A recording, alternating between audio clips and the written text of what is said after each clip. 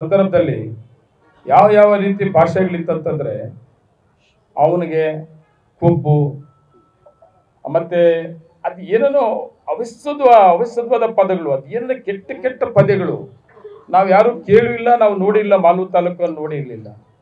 ಇವೆಲ್ಲ ಮಾತಾಡೋದ್ರ ಜೊತೆಗೆ ನನ್ನ ವೈಯಕ್ತಿಕವಾಗಿ ಪರ್ಸನಲ್ ಆಗಿ ಕೂಡ ಮಾತಾಡೋದ್ರ ಜೊತೆಗೆ ನಮ್ಮ ಅಮ್ಮ ಅಪ್ಪ ಅಂತ ತಿಳ್ಕೊಂಬಿಟ್ಟ ಅವನು. ನಾನು ವೈಯಕ್ತಿಕವಾಗಿ ಅದೇನಾದ್ರೂ ಮಾತಾಡಿರ್ಲಿ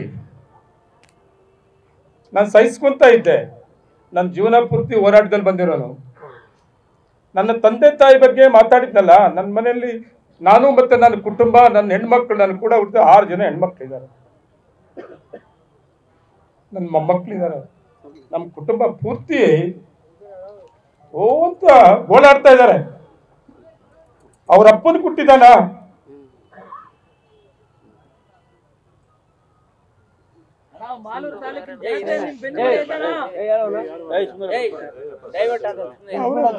ಅವ್ರ ಅಪ್ಪನ ಕೊಟ್ಟಿದ್ದಾನ ಅಂತೇಳಿ ಒಂದು ಮಾತು ಮಾತಾಡಿದ್ದಾನೆ.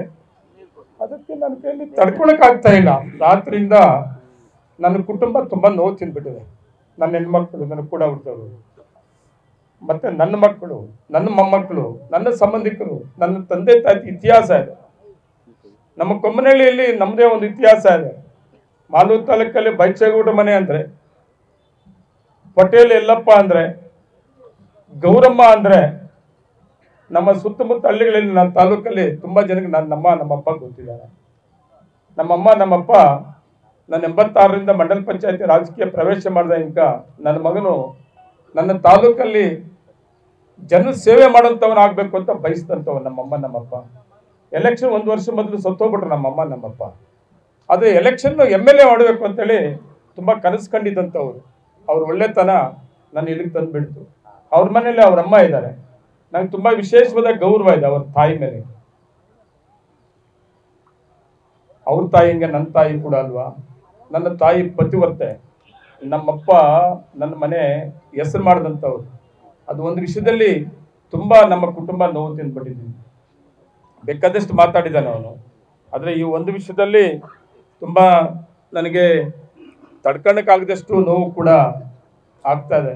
ಇದೆಲ್ಲ ನನ್ನ ತಾಲೂಕಿನ ಜನತೆಗೆ ತಿಳಿಸ್ತೀನಿ. ನನ್ನ ತಾಲೂಕಿನ ಜನತೆ ಮನೆ ಕೂಡ ಅವನು ಹೇಳ್ತಾ ಇದ್ನಲ್ಲ, ವಿಡಿಯೋ ಮನೆ ಕಳಿಸ್ಕೊಡ್ತೀನಿ, ಕರ್ನಾಟಕ ರಾಜ್ಯದಲ್ಲಿ ಎಲ್ಲ MLA ಕಳಿಸ್ತೀನಿ ಅಂತ. ನೀನು MLA ಕಳಿಸೋದನ್ನ ನಾನು ಕಳಿಸ್ಕೊಡ್ತೀನಿ ಅಂತ ಒಬ್ಬ ಮಾಜಿ ಶಾಸಕನ ಮಾಡಿಬಿಟ್ಟಿದ್ವಿ. ತಪ್ಪು ಮಾಡಿದ್ವಿ ನಾವೇ ಮಾಡಿ.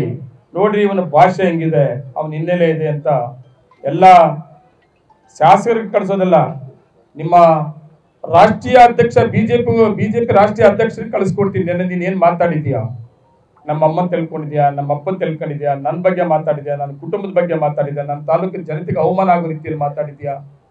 ನಿಮ್ಮ ರಾಜ್ಯಾಧ್ಯಕ್ಷ ವಿಜಯಣ್ಣವರು ಕೂಡ ನನ್ನ ಹತ್ರ ಪರಿಚಯ ಇದ್ದಾರೆ. ನಾನು ನೇರವಾಗಿ ಮೀಟ್ ಮಾಡ್ತೀನಿ.